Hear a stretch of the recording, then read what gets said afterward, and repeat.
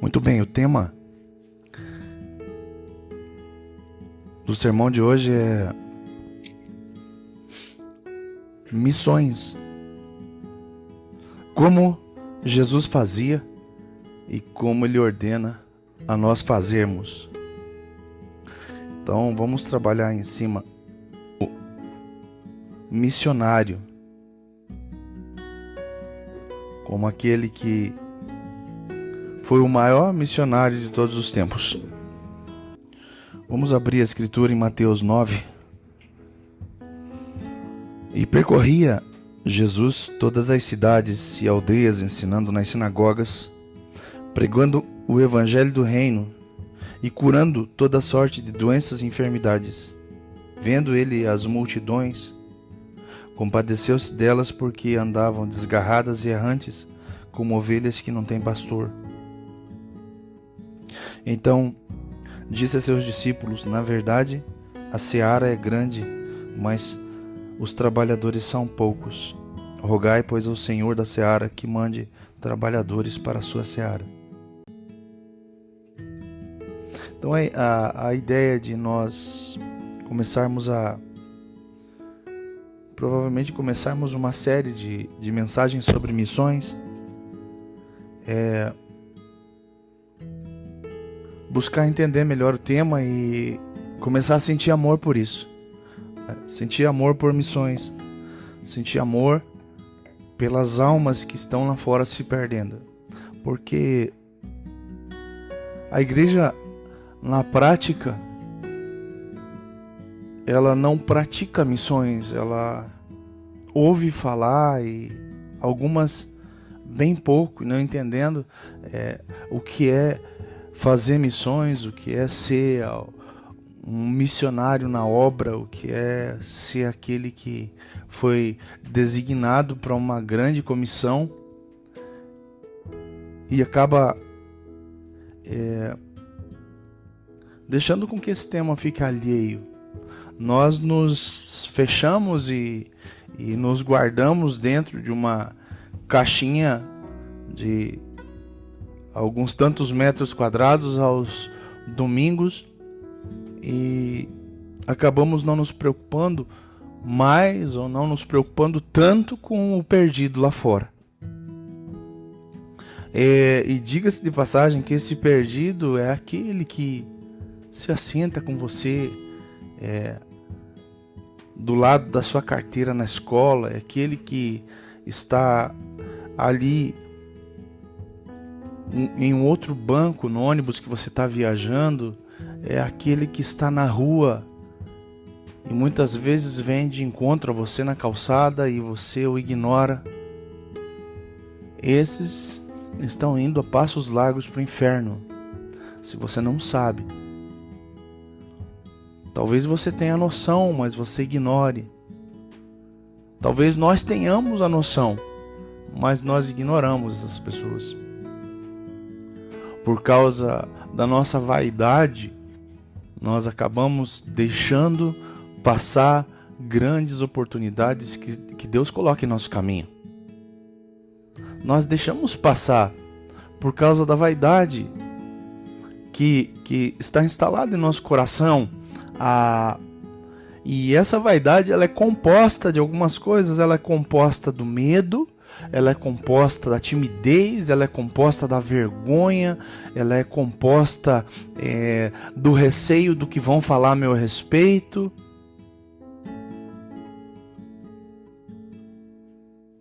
Mas o que eu posso dizer para você é que outros grupos religiosos estão crescendo.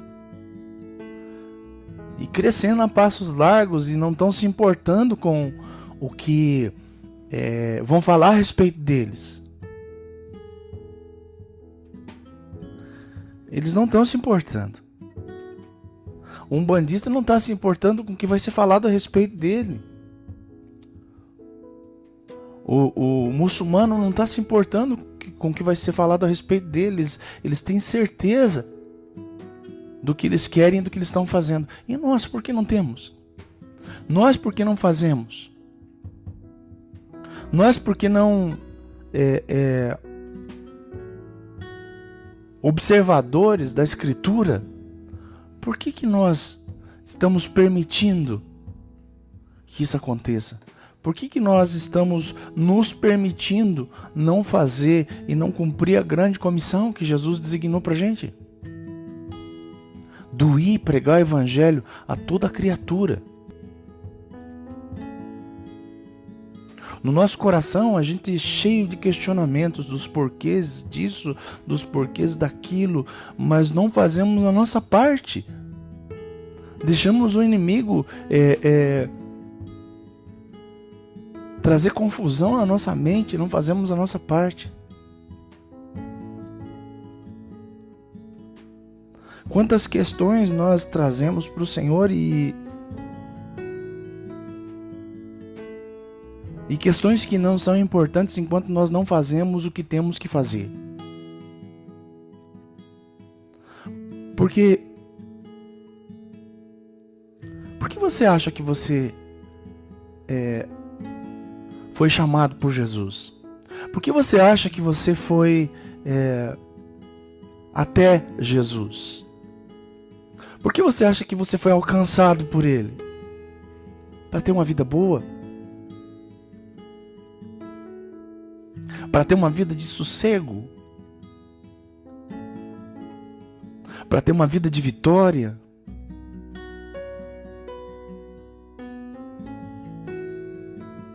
Será que a Bíblia diz que é para isso que nós fomos chamados? Olhando todo o contexto, lendo o livro de Atos,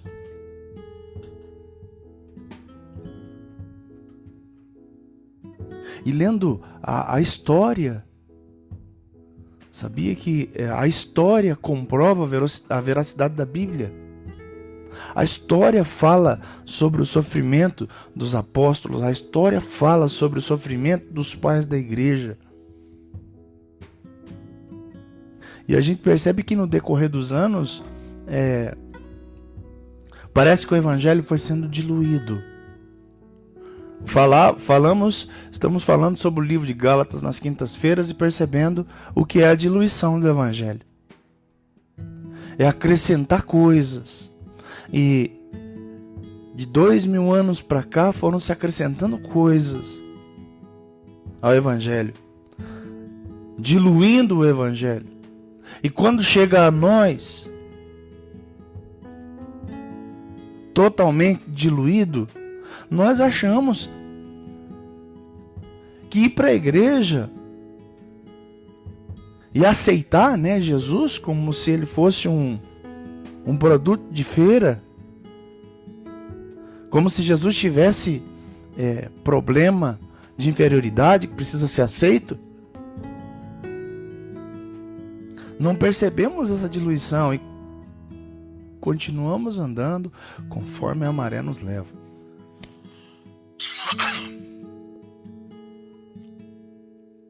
Continuamos andando, seguimos o fluxo. É para esse lado que o rio está correndo, então vamos seguir esse fluxo. Mas, na maioria das vezes, não percebemos que esse rio não é o rio de Deus. É o rio do homem. É o rio do evangelho do homem.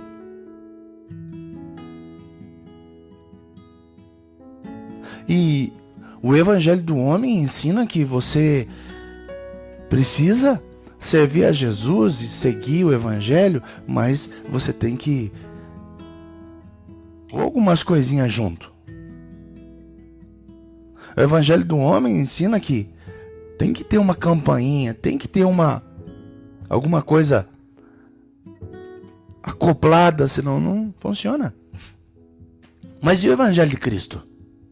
Que é o evangelho da grande comissão, que é o do ir de pregar o evangelho a toda criatura, batizando-os em nome do Pai, do Filho e do Espírito Santo. Todo aquele que crê e for batizado será salvo. E esse evangelho, o que nos ensina? O que Jesus nos ensina? O que ele fez? Qual foi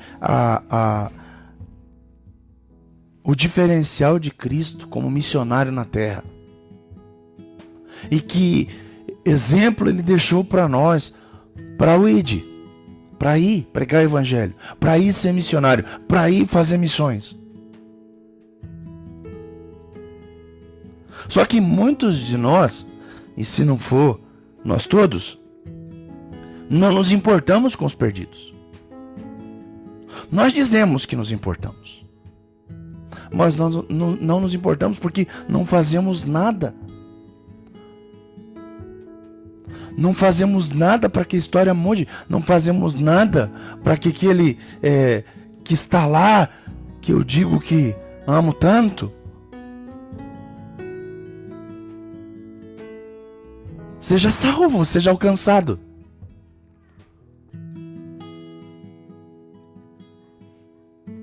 Um dia o evangelho chegou até você.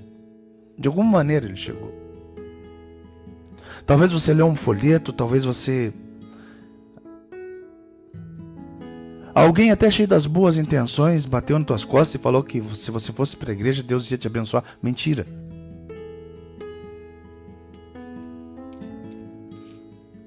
Ou meia verdade. Ah, que vai ser uma benção, que lá é muito legal, é divertido e sabe, as pessoas riem, tem festinha aos fins de semana, tem pizza no sábado, tem grupo de jovens, tem isso, tem aquilo. De você todo empolgado, foi. E Deus, por tanto te amar, te trouxe aqui para você ouvir que você não foi chamado para tudo aquilo que te falaram, você foi chamado para sofrer. É para isso que você foi chamado, para sofrer por amor a Cristo. Porque se você estuda as Escrituras, se você estuda os Evangelhos, se você estuda o Novo Testamento, você vai perceber que em nenhum momento aqueles homens estão se divertindo. Nem pregar o Evangelho é diversão.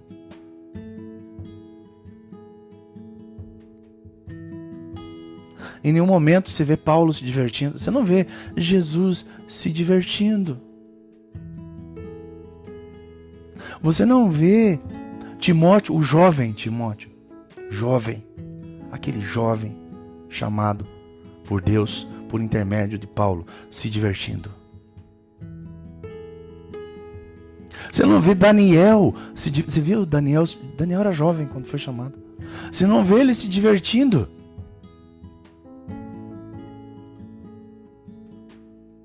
Aliás, quando ele declara a sua fé diante do rei da Babilônia, ele é jogado dentro de uma cova cheia de leões.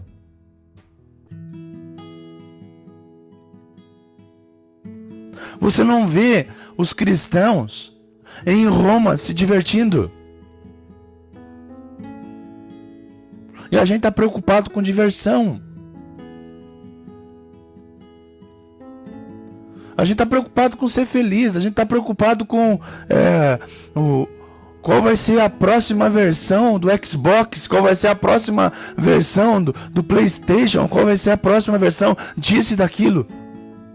É com isso que a gente está preocupado. É nisso que a gente gasta a nossa energia.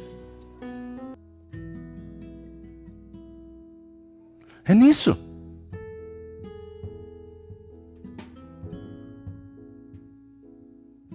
A gente precisa se despertar, porque nós não estamos se importando com as almas se perdendo. As pessoas estão afundando. Elas estão afundando. Sabe? E eu não sei dizer se nós somos verdadeiros cristãos, se nós não nos importamos com as almas que estão lá fora. Eu não sei dizer se nós somos verdadeiros crentes, se nós não estamos, nossa alma não está gritando por aqueles que estão lá fora.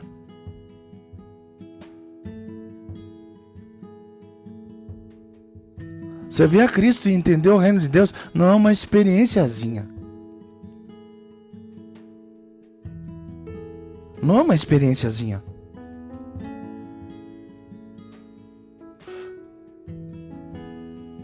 Jesus, ele autodescreve para nós, Mateus, uma vida missionária.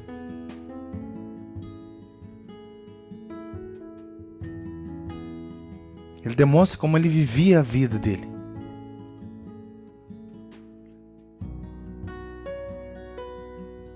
Desempenha a missão.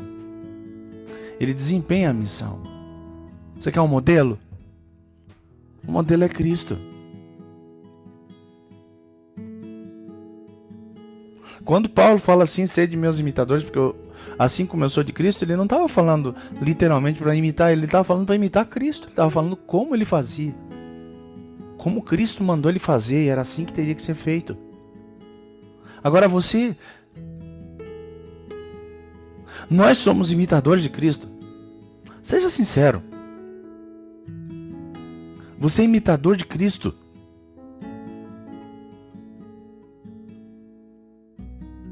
Você é irrepreensível. Ou seja,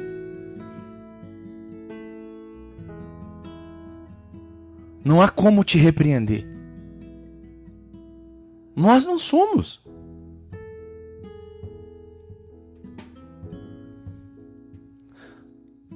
Então, algumas características de Jesus como missionário, uma delas é que ele percorria. Sabe o que é percorrer? É caminhar e continuar caminhando.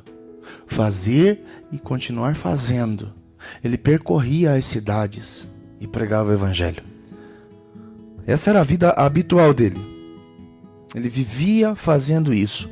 O tempo de Jesus era gasto com a missão. E isso era o seu hábito. A missão do evangelho é o seu hábito? Ou você sai daqui e está preocupado com outra coisa? Porque a bem da verdade, Mateus capítulo 6, versículo 33, ele diz para nós não nos preocuparmos com nada. Sim ou não? Ele não fala busquem primeiro o quê?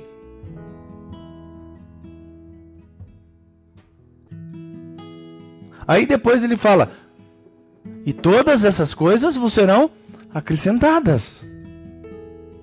Não é para preocupar com as coisas, é para preocupar com o reino. Agora, você busca o reino primeiro. Buscar o reino é cumprir a missão que Jesus colocou na sua mão. Cumprir a missão que Jesus pôs na sua mão. Ontem nós fizemos uma maratona.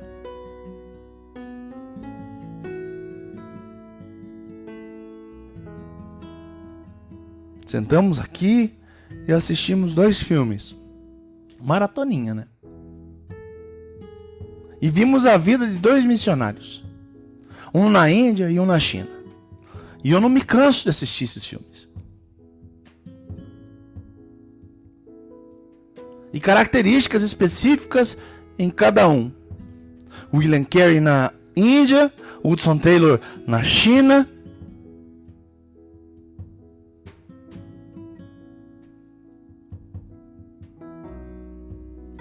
E o interessante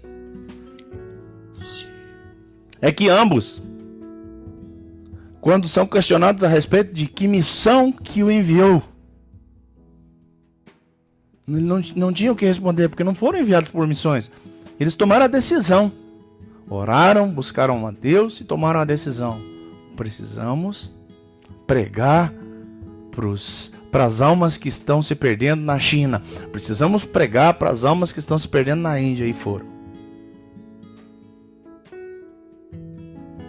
E você percebe o amor pelos perdidos no coração daqueles 2 homens. Amor pelos perdidos. Um deles foi com a esposa contrariada. Não queria ir. E ele fala, desculpa meu amor, mas eu tenho plena certeza de que Deus me designou para isso. E acabam dando um jeito e vão com a família. E lá eles passam 7 anos sem acontecer nada. Nenhuma alma. Ninguém. Perseguição, sofrimento. Passa algum tempo, o filho mais novo fica doente e ele perde o filho.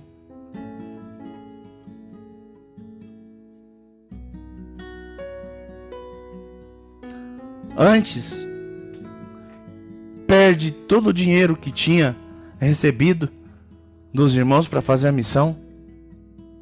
Não tem condições de pagar mais o aluguel onde morava. Foi morar num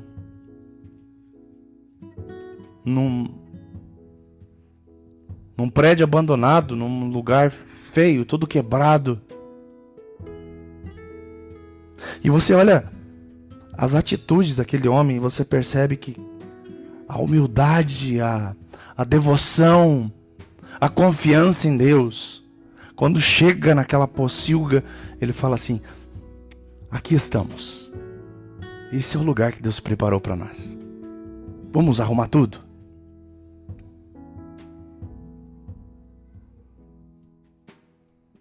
Sem nada, sem dinheiro, sem o que fazer, só confiando em Deus, agindo por fé.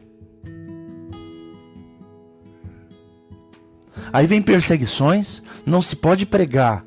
Lá não se podia pregar porque incomodava o comércio e molestava os transeuntes.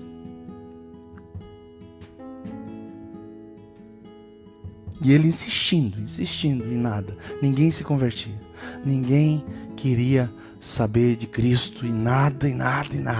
E passa um tempo, algum tempo, o filho adoece e morre, perde o filho. Mais novo.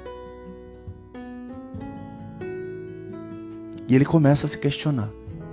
E nas orações dele ele fala: Senhor, poxa Senhor, será que eu estava enganado? Será que não foi desejo do meu coração? Será que não foi um sonho meu que eu queria realizar? Será que eu não queria provar alguma coisa para as pessoas ou para mim mesmo? Será que é a sua vontade realmente? E Deus não respondia nada. Passa mais um tempo, eles recebem uma notícia de que tinha uma casa para eles morarem em outra cidade. E nessa outra cidade, eles não iam precisar pagar aluguel e eles eram a família perfeita para aquela casa. E quando eles chegam lá, o dono da casa decidiu renovar contrato e ficar mais um tempo. O morador. Aí, sabe, mais uma vez, o semblante cai de todo mundo. Ele fica triste.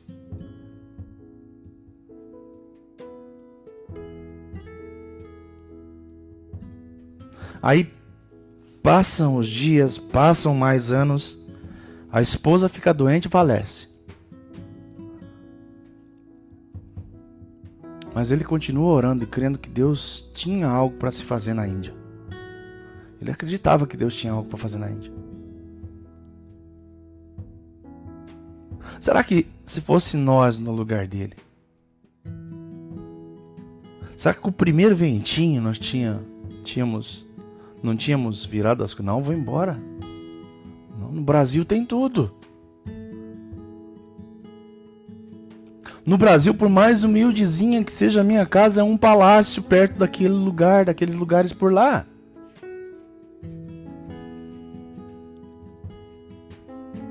Será que suportaríamos? E o Senhor provando aquele homem. E ele falando, questionando ao Senhor, mas mesmo assim não desistindo, não parando, continuando. Passa mais um tempo, ele recebe uma boa notícia, vem um outro missionário que trabalhava em gráfica. E aí a alegria dele é tremenda, porque com a gráfica eles iam poder traduzir a Bíblia para as línguas, para os dialetos da Índia. Aí ele começa um trabalho e começa a traduzir livro de Mateus, porções do Novo Testamento, em quase todos os dialetos da região. Se eu não me engano, eram 4 línguas e mais 29 dialetos que eles fizeram porções da Bíblia. E fazendo. De repente, em uma determinada noite, a gráfica pega fogo. e todo o trabalho de tradução deles é queimado e perdido.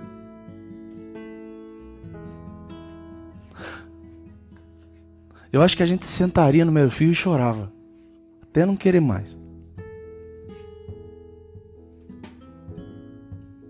Mas ele permanece na sua fé e continua o trabalho. Resumo da história. O Senhor começa a usar aquele homem. Ele é responsável por ter fundado uma das melhores universidades da Índia. Ele foi responsável por traduções da Bíblia nos dialetos indianos. Ele foi responsável por imprimir dicionários indianos. Ele foi responsável por abrir escolas na Índia para meninos e quebrar o tabu e abrir escola para meninas, porque na Índia mulher não pode estudar, mulher não pode aprender a ler. Ele foi responsável por quebrar uma norma cultural que existia lá, que era que quando um marido morresse, a esposa viva tinha que ser queimada junto com o cadáver.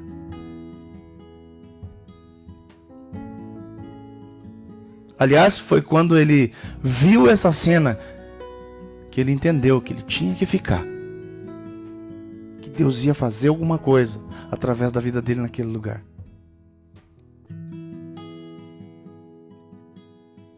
Ele recebe um título honorário do governo indiano de amigo da Índia. O líder mais importante, a maior autoridade da Índia se encontra com ele.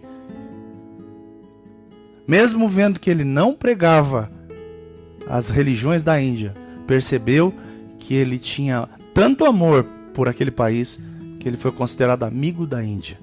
Você consegue imaginar isso? Consegue? Que se você der a sua vida por Jesus, você pode ser considerado amigo de um país? Consegue? A gente está brincando de igreja. A gente está brincando de servir a Deus. Está brincando porque nós não pregamos o Evangelho. Nós aprendemos o que fazer, sabemos o que fazer, mas não fazemos. É pior. É pior do que não ter sabido. Ai daquele que sabe o que fazer e não faz.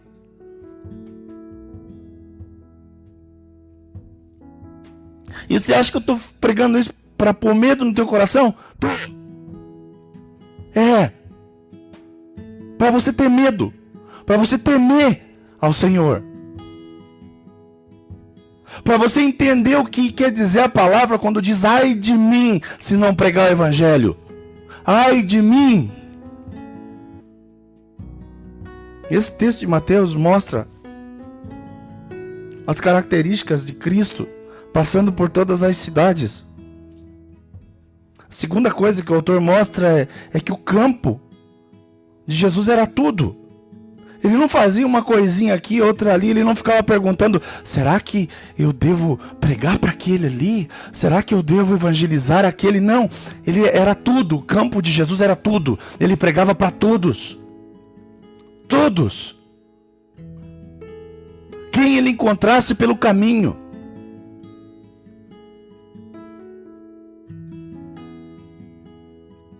As aldeias daquela época eram povoados, não tinham status de cidade. O lugar era de gente pobre. Cristo estava lá, principalmente lá, também lá. Seu trabalho era sem discriminação. Agora você já ouviu falar por aí que tem perfis de igreja?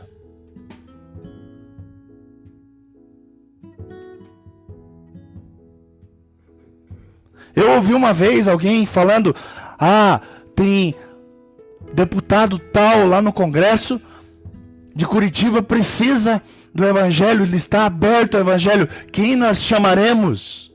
Chapolin Colorado. Ah, vamos chamar apóstolo tal, porque ele tem o perfil. Porque a igreja dele tem o perfil para esse tipo de pessoa.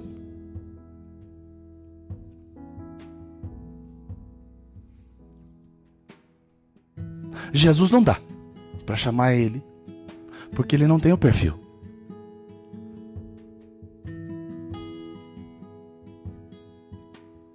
E essas coisas vão trazendo, sabe, no nosso coração uma indignação. Porque a gente percebe que essas pessoas, esses líderes não entenderam nada. Não entenderam nada.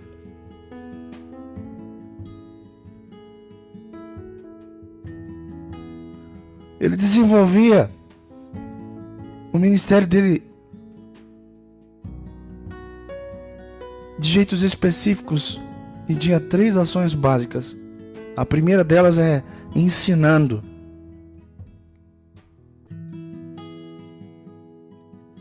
Veja que, em primeiro lugar, vem a palavra ensinar nesse texto que a gente ouviu. E isso não é por acaso. O ensino é a coisa mais importante para quem se diz seguidor de Cristo. Não existe evangelismo sem ensino. Essa falsa dicotomia moderna não existia nos tempos bíblicos. Quem é seguidor de Cristo não faz pouco caso do ensino e entende que em seu ministério de pregação o ensino é essencial. Então, talvez você pense assim: eu não sei pregar, ou eu não fui chamado para pregar, ou eu fui chamado para isso, para aquilo. E o que eu posso te dizer é o seguinte: você foi chamado para pregar o evangelho a toda criatura. É para isso que você foi chamado. Essa é a grande comissão. A grande comissão é para a igreja de Jesus. Para a igreja. Você foi chamado para pregar o evangelho a toda criatura. Mas essa não aceitou? É toda criatura. E aquela? É toda criatura. Até você encontrar alguém que aceite. Até você encontrar alguém que concorde. Até você encontrar alguém que fale para você: faz sentido. O que você está falando faz sentido. Até você encontrar alguém que fale assim: eu não sou religioso, por favor não tente me evangelizar. E você respeitar essa pessoa e falar: não tem problema, eu respeito. O evangelho não é um produto de venda. Pregar o evangelho não é um serviço de vendedor que quando você tenta vender e não consegue, você sente e desanima. O evangelho não é igual. Não é igual. A segunda coisa é proclamar as boas novas. Cristo pregava o evangelho em uma mensagem única que mostra o ser humano pecador de nascença, a necessidade do arrependimento e da confissão de pecados, o amor de Deus e o sacrifício da cruz, como o único caminho de salvação. Sem essa mensagem e sem a cruz não há evangelho. Então vá percebendo como Cristo evangelizava para você evangelizar. Entenda que o evangelho precisa ser ensinado. Entenda que as boas novas precisam ser proclamadas. E as boas novas dizem respeito a tudo isso que a gente falou agora mesmo. E mostrar que o ser humano é pecador de nascença. Essas que são as boas novas. Sabe? A gente imaginava que as boas novas é: venha, Cristo vai te abençoar. Venha para a igreja porque você vai ser curado. Venha para a igreja porque você vai ser abençoado. Isso não é evangelho. Evangelho é você conscientizar aquele que está ouvindo que ele é pecador de nascença. Ele nasceu no pecado. Nasceu.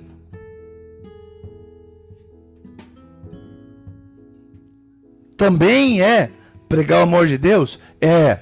Mas a gente precisa entender o que é esse amor de Deus.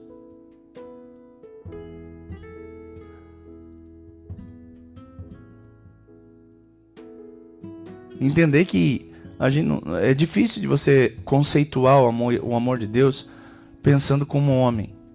Pensando como amor do homem. Não é assim que funciona. Primeiro, Deus ama incondicionalmente. que é amar incondicionalmente? Ele não existe nenhuma condição, nenhuma prerrogativa, nenhum pré-requisito que você deva ter para que Deus te ame. Nenhum. Mas a gente precisa entender também que o amor não salva. Não é o amor que salva. Não é por ele. Ele é um instrumento que a gente precisa conhecer e entender, mas não é por ele. É pela graça. É pelo sacrifício do seu filho que alcançamos salvação.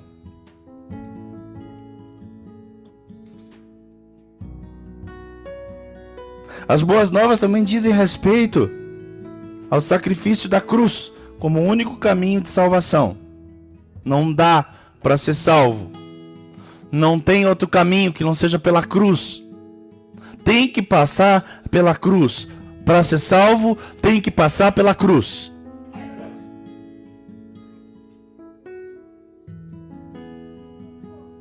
Terceira condição é que ele também operava curas e milagres. Talvez,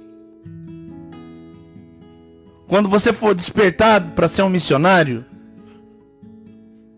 Deus queira te usar curando pessoas, operando milagres. Nós não somos cessacionistas, não acreditamos que todos os dons cessaram. Que Deus cura e opera milagre em quem Ele quiser.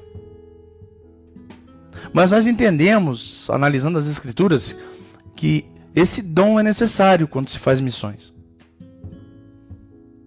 Observando as atitudes, as missões que Jesus fazia, nós percebemos que era necessário. Então, o poder de Deus nas curas era algo presente na missão de Cristo. Porque o Evangelho ele não é só palavra, mas ele é palavra e poder, como está escrito em 1 Coríntios. É um Evangelho de poder. O Deus que pregamos ainda é o Deus de milagres e que age através dos seus servos. Agora, a gente precisa notar que os milagres ocupam o último lugar. Não tomam o lugar da proclamação das boas novas e não tomam o lugar do ensino. São parte muito diferente do que se prega hoje, né? Hoje os milagres eles são o principal, o prato principal. Eles enaltecem esse ponto. Aqui nós vimos como Jesus fazia missões, agora vamos entender como Ele manda a nós fazermos missões. Todos precisam de um pastor, embora alguns vivam como se não precisassem. E por isso, vivem mal. Todos precisam de um pastor. Não existe ovelha sem pastor. Não existe ovelha sem rebanho. Então muitos vivem sem pastor, estando em um rebanho. Muitos vivem sem rebanho, achando que são ovelhas. Não há como, não tem como não conjugar essas coisas. Todo aquele que se tornou, decidiu, optou por ser ovelha, precisa de um pastor.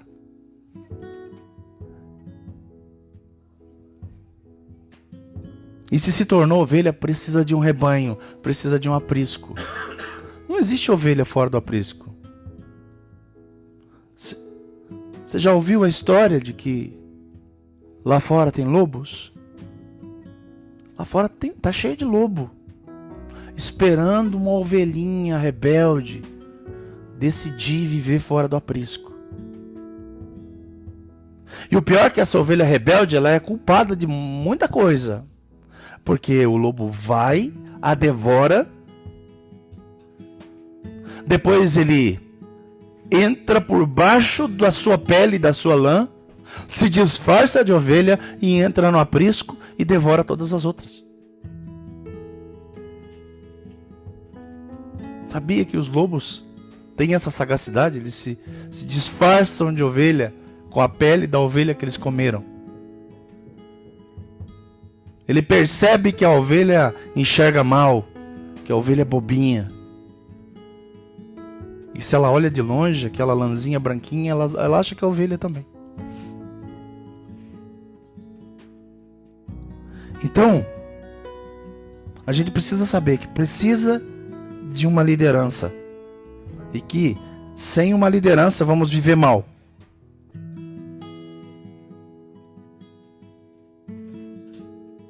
Se você quiser uma referência para isso, está em Mateus 9,37.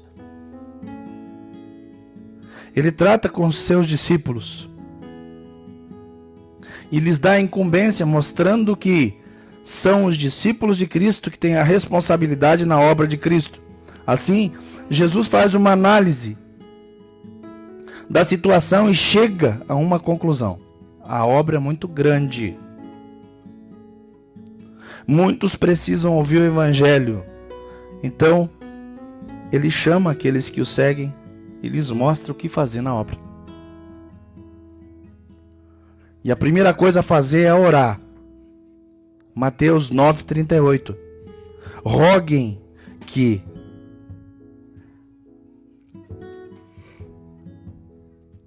não é só pedir. Rogar é mais do que pedir. Essa é a primeira responsabilidade. Orações e rogos em prol de missões. Você ora por missões? Você já orou? Você já orou, Senhor? A seara é grande, tua palavra diz, mas tem pouco ceifeiro. E o Senhor disse que é para a gente orar para que Deus envie ceifeiro para a seara. Você orou já por isso? Já fez isso?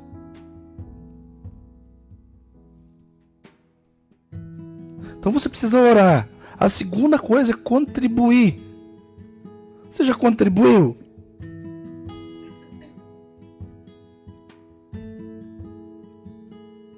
Chamando os seus discípulos, ele os escolhe e dizem que eles devem ir. Capítulo 10, versículo do 1 ao 5 de Mateus. A segunda maneira de fazer isso é indo.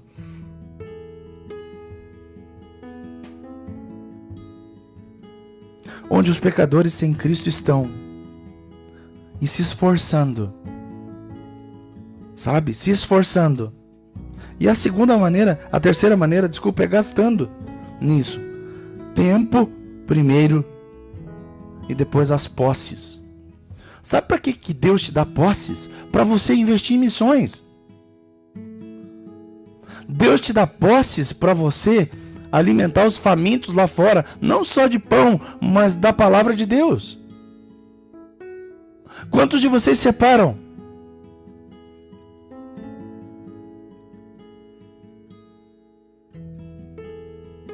A gente continua ajudando os irmãos da África. A gente continua entendendo que muitos deles no inverno sofrem porque as casas derretem. Sabia que as casas dos africanos derretem? Porque há tempestades lá, as monções que eles chamam. No inverno, as chuvas fortes, tempestades, chovem e derretem. É feito de barro as paredes. Então no verão eles têm a paredinha de barro. No inverno as tempestades vêm e derretem. E tem pessoas lá dedicando, pregando o evangelho e construindo casas. Eu olho para mim, tá? Eu preocupado com trocar o piso, porque tá muito feio o piso. Tem uma marquinha ali de cimento e tá feio o piso, eu preciso trocar o piso. O que eu vou fazer? Que cor que eu vou pôr? Tô preocupado com a escrivaninha porque é feinha. Tem que pôr uma mais moderna. Porque senão o que vão dizer, né? A gente está preocupado com fazer um salão maior porque, nossa, talvez algumas pessoas não venham porque é na casa.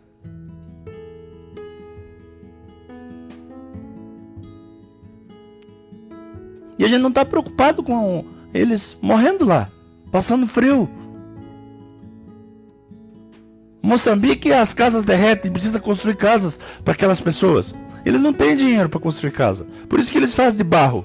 Por isso que eles vão para o meio da floresta, onde estão à mercê de leões, à mercê de animais selvagens, para construir as casas, porque não tem dono nas florestas.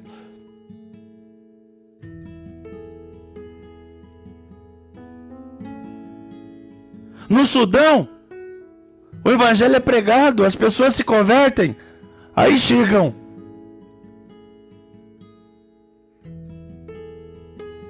as facções do Islã, cercam os cristãos, cercam a igreja, enfiam todos eles dentro da igreja, todos, e metem fogo na igreja, com os crentes lá dentro.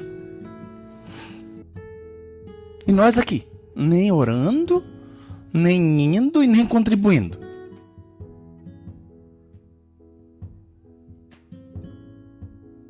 Querendo comprar uma pintura bonita para pôr na parede, querendo... Desperta, igreja. O que a gente precisa fazer? O que Deus precisa fazer para nos despertar? Ah, mas eu não vou para a África, eu não vou para o Sudão, eu não vou... Você não sabe se vai ou não. Mas se você não vai, ore por eles. Se você não vai, contribua. Dá teu dinheiro.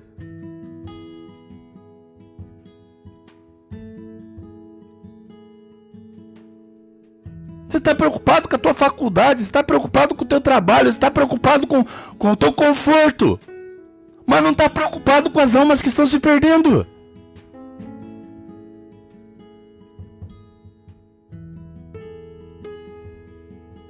A vida de Jesus é um exemplo vivo de como fazer a obra de evangelização.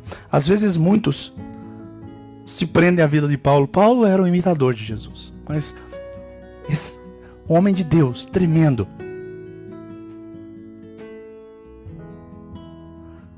Mas Cristo é o exemplo da evangelização. Porque o próprio Paulo o imitou.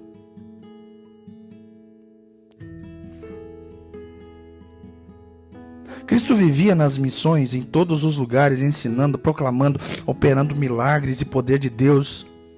Via as necessidades e partia para solucioná-las. E trata com os seus seguidores, ensinando-lhes como fazer missões, orando, contribuindo e indo. Será que ainda nós escolhemos um lugar para pregar? Ou estamos indo todos sem exceção? A todos os lugares sem exceção. Quais são os teus passatempos habituais? Qual é o teu passatempo habitual? Tipo assim, eu vou passear com a família, mas é isso que eu vou fazer. O Espírito Santo que não venha me incomodar para evangelizar ninguém, que agora é o meu tempo de qualidade com a minha família.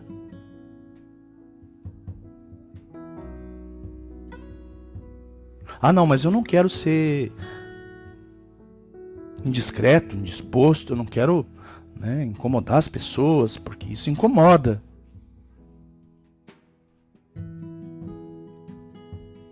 Se você não incomodar, um bandista vai incomodar. Se você não incomodar, o muçulmano vai incomodar. Se você não incomodar, o espírita vai incomodar.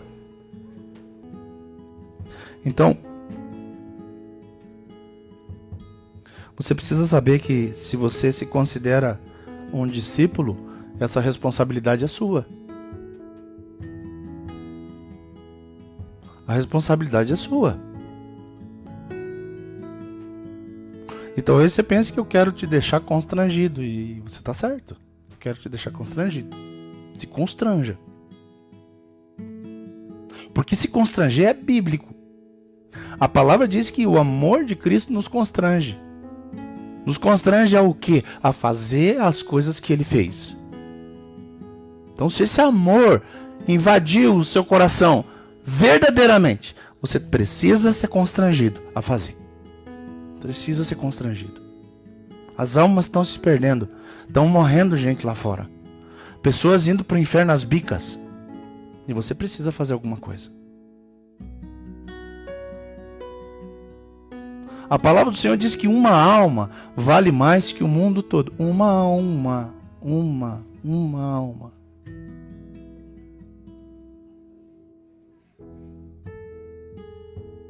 Quantas almas já foram impactadas com a tua pregação? Quantas almas?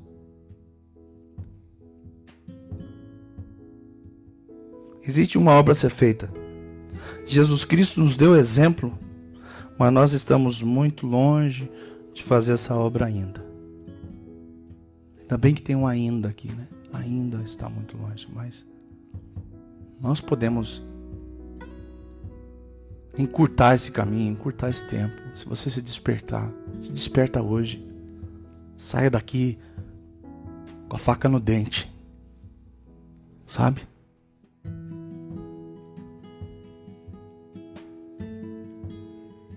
Amém?